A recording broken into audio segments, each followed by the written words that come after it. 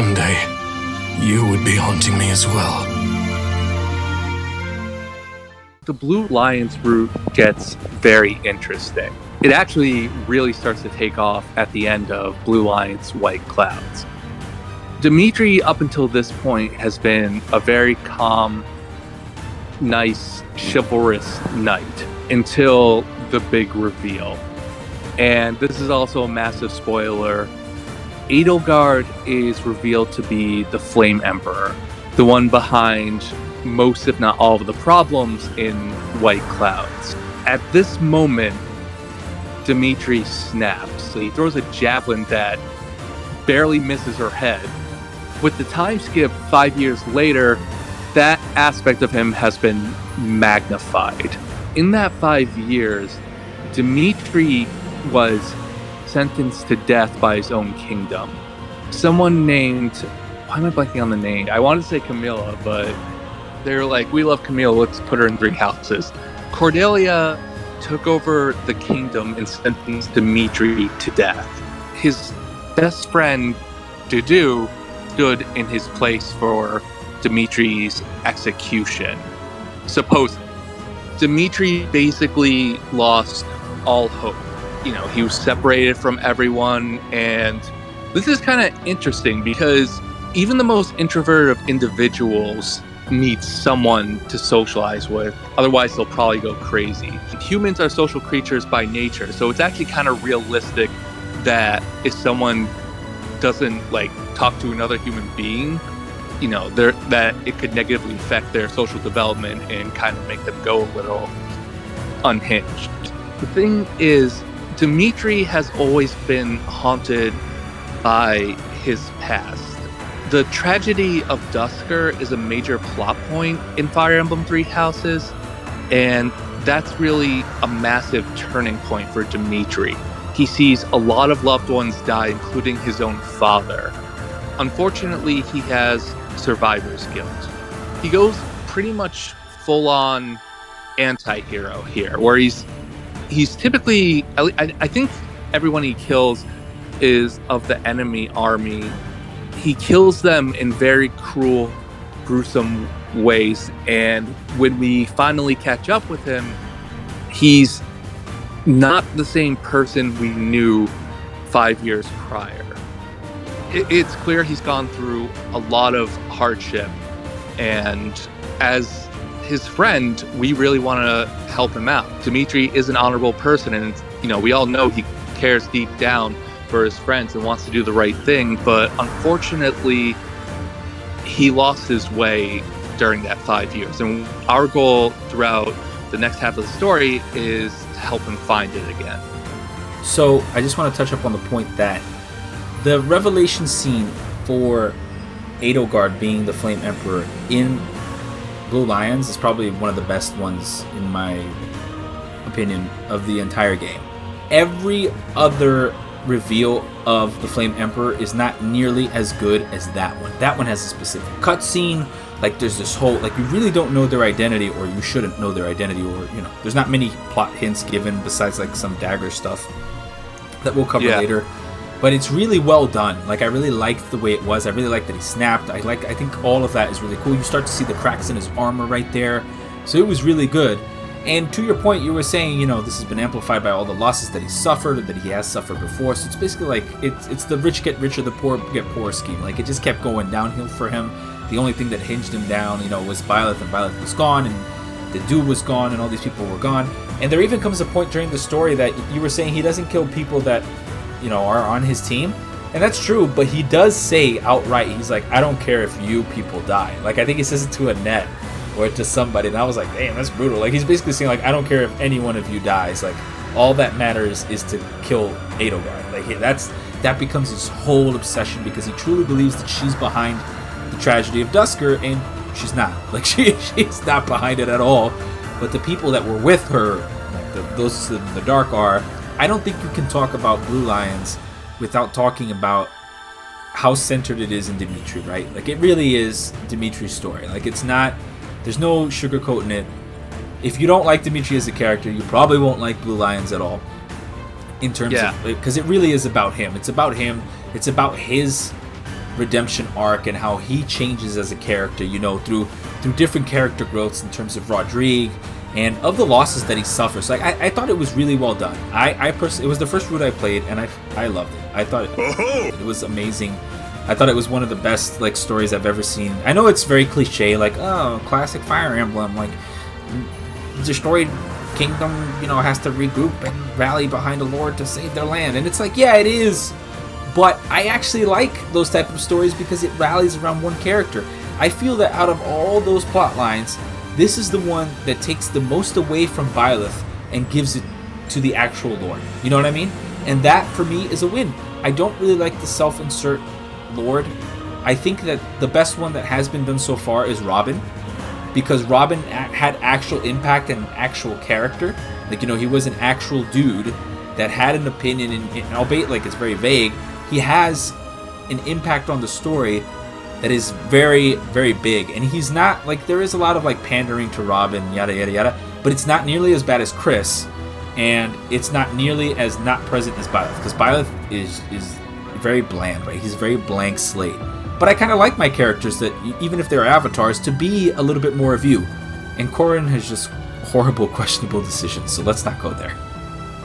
Let's say the story is standard Fire Emblem Fare, which I don't believe it necessarily is. Here's a fun twist. The Lord is insane. The main character is crazy.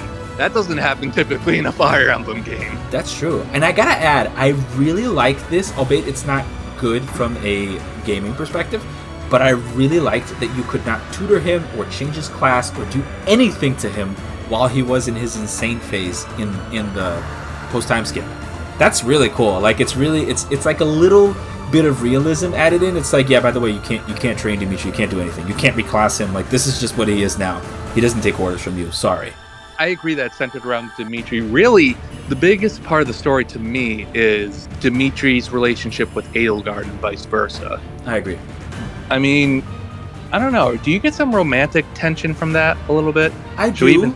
I will say I do. Like, I feel like they try to pass it off as this, like, brotherly love kind of deal, right? They really try to do that.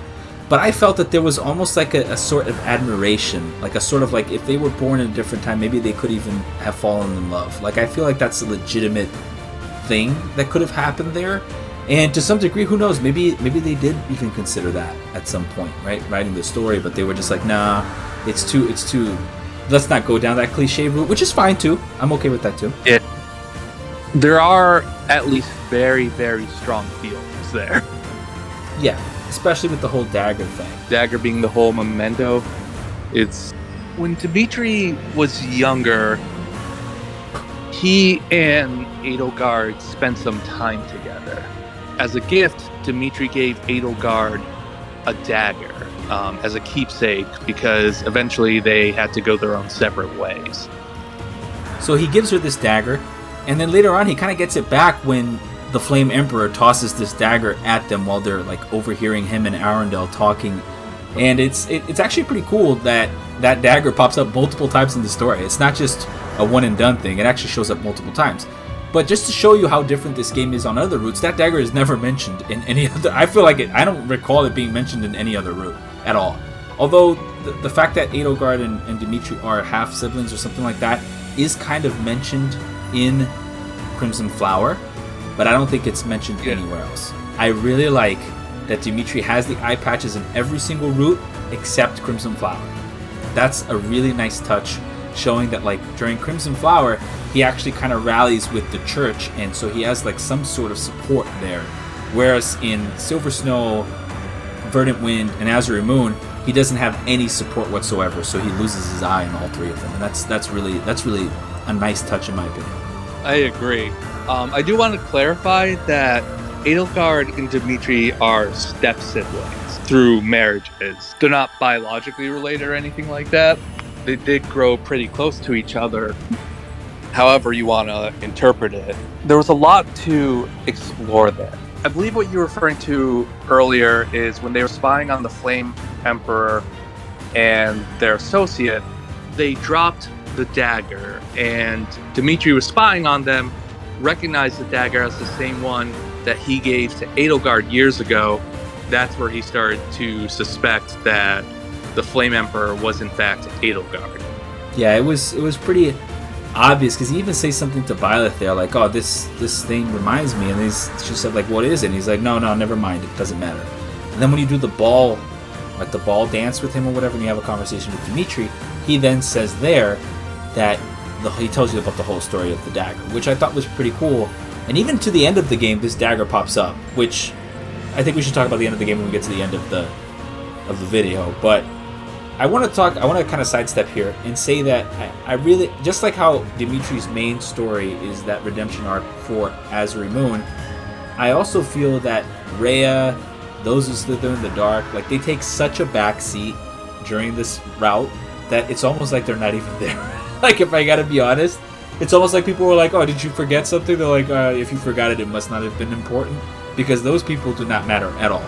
They unceremoniously kill Arundel, who is like the leader of those who slither in the dark, and he just dives there with no explanation whatsoever. Then they put this other dude called Myson, just so that those who slither in the dark have a presence in the final chapter.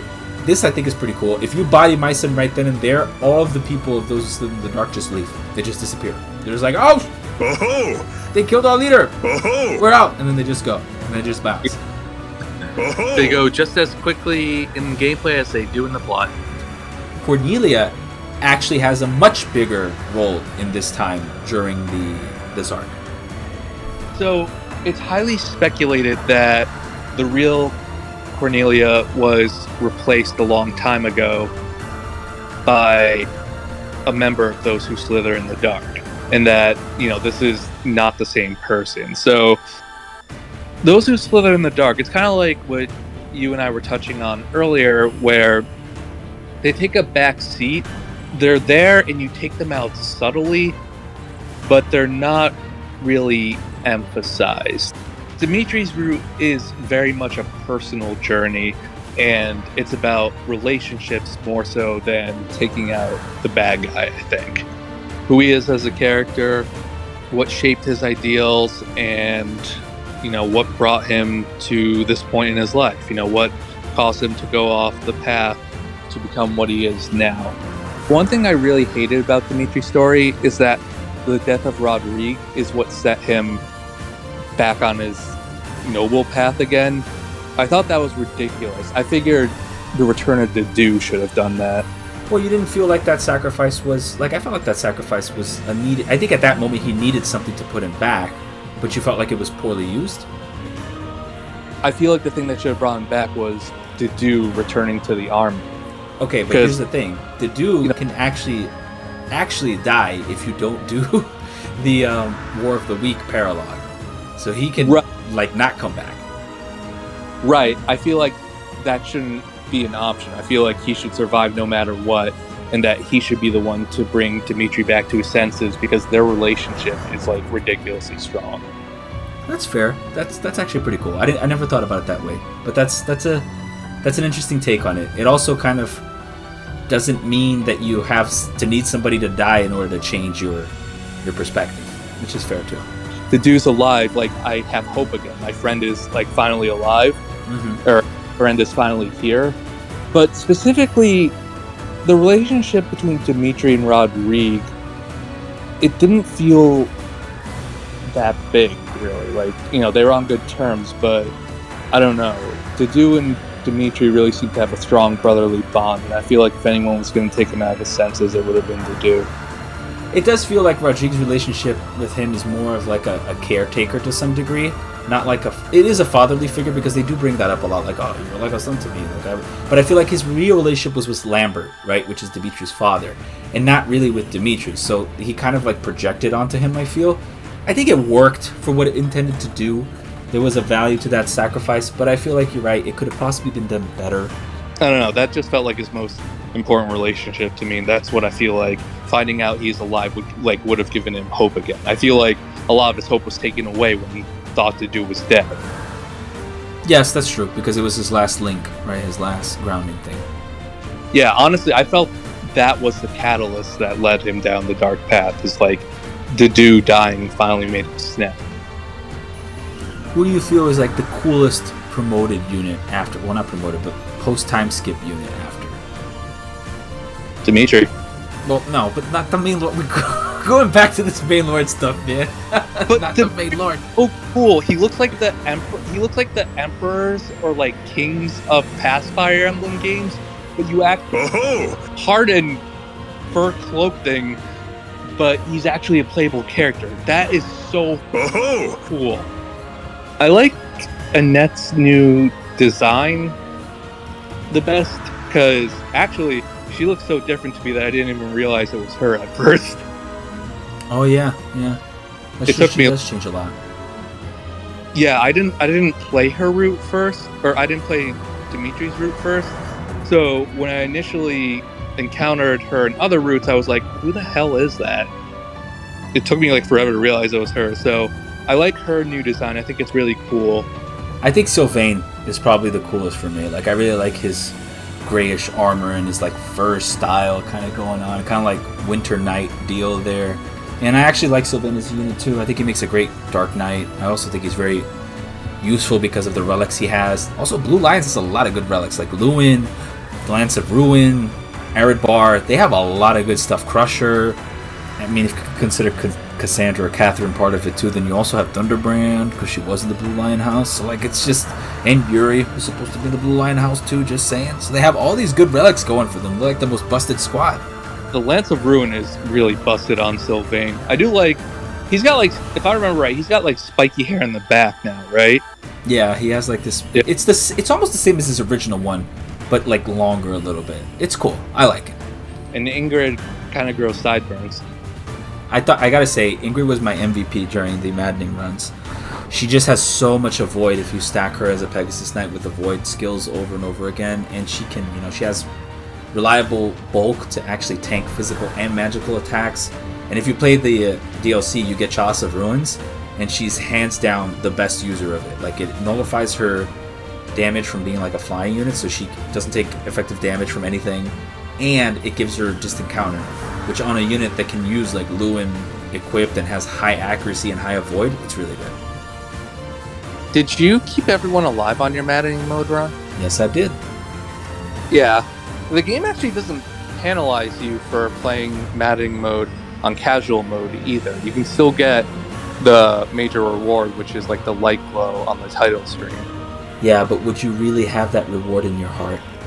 But like, I have seen people relentlessly bash people who play on casual mode, and I think that's a bit harsh. No, people should play whatever they want. Like, that was just a joke. Like, if people feel that they should play it on casual mode and have fun, never let anybody tell you how to play the game. Especially this one. But I will say, to answer your question, yeah, it would feel a bit empty to me. Because I don't play on casual mode. I think I did it once for Awakening, but I want the classic Fire Emblem experience. And on like my hard runs, I don't even like to use Divine Pulse. I abuse Divine Pulse, like I'm not gonna lie. But I do understand where you're coming from. There's a particular chapter that stands out to me as the King's Triumphant Return. There's actually a secret weapon here that most people don't know about, which is the bow, the Taltham bow. Have you ever seen that one or heard about it before? What the hell is that? Okay, so there is a bow that is dropped by a yellow thief that pops up if you fulfill some very, very, very obscure conditions. And I'm going to read them to you right now. Wait, this sounds like the Mew under the truck in SSN and the original Pokemon. This is incredibly... So this is real? Yes, this is a legit thing, okay? So what you have to do... So the three of these buildings, there's like little patios or stuff. You have to have a unit move into that patio, into that area in particular, and kill a sniper that's going to appear after, that's going to be carrying the bow. But the sniper is yellow. But you have to move into that place. Then the sniper will appear and try to run away. It's actually a thief. It's not really a sniper. He just has a bow. I don't know why, but he has a bow. And he's going to run up, and you have to try to catch him before he leaves. And he drops the Taltham bow, which is like this very specific bow for the crest of Lamine, which is Mercedes' crest. It's a divine weapon. It's one of the silver ones. What does this bow have? Like, is it magic damage? Like, what's the crit rate? What are its stats? I guess are you're like, what? I didn't know this existed, man. Yeah. Holy. Okay, so it's not a hero's relic, but that definitely looks like a legendary weapon. It is a legendary weapon. It's one of the silver ones. And there's another one that you probably don't know about either, too. Have you ever heard about Wait. the Sword of Moralta? Which can only be gotten on chapter 15 by having Byleth talk to Rodrigue on that chapter, which is the fire chapter, the chapter of torment. Oh yeah, I tried to figure out how do you actually do that? Is he on a map? Yeah, he appears on the map. You gotta like book it over there really quick with Byleth to try to talk to him so that you can get this stupid sword. I remember hearing about it, but never being able to get it. It's a killing edge with like high might. Yep. Jesus! No wonder people put that on Felix. He has a major crest too. Holy. Plus the shield. The shield of Rodarius is also his too. Which... Yeah. That's the point I was trying to make, is that he gets two things. Yeah, he can be really strong. He's super tanky with those two, because even if he takes damage, he can halve it, and if he does, he can just heal up with his own sword. So he's like incredibly powerful. Yeah, the only thing missing really is the range 1 to 2. You can just put Retribution on him, and there you go. He gets it. He gets his 1 to 2 range. Do you have to do something specific to get Rodrigue to appear? Because I couldn't do that. No, he just pops up in the beginning of turn 6. Did you wait till turn 6? Maybe I took out the map before. Because it is defeat the enemy commander, so you could just warp in and kill the boss. Yeah, I don't think I warped in, but I think I did kill before 6 turns is up. Okay, noted. When you're too efficient at a game and you lose out on a good weapons because you're too good. For me, the end game is really climatic. I really like how it ends. Like, I really like that Edelgard goes all out, even sacrifices like herself in a certain way, right, to really push the limits of her strength so she can, become like this monster to enact her vision upon the world. And you have to kind of put her down because she's gone too far, right? And Dimitri has almost completely revoked his arc at this point. He's even like trying to find peace somehow with her. He even says like, if there's a chance that we can avoid it, we should. And that speaks leagues about his character. Like, until the very end, until the very last scene of Edelgard's life in this part, he still tries to reach out to her, and that's some power. He's reaching out to her to the very end. That's pretty impressive, considering what I heard about your experience being on the receiving end of that transformation. Is not very fun. You want to tell us a little bit about that? Oh, on Maddening, she is completely busted. She has incredibly high stats. She has a shield that has tons of HP. She is fast. She is strong. There are a few units that can go toe-to-toe with her and survive. She also has like a special art. If you stack people in a certain way in her range, she'll use that art. I forgot what the name is, but it completely obliterates like your units. It's so strong.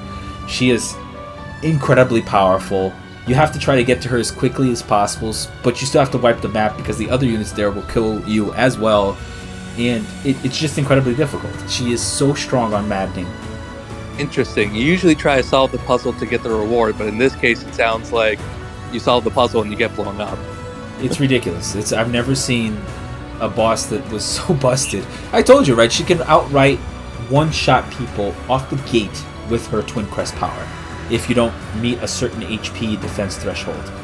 Sounds great. Not fun. Like Medius and FE1 all over again, FE1 remake. Felix of House for Aldarius can also stand up to her because of his incredible speed and the presence of his hero relic.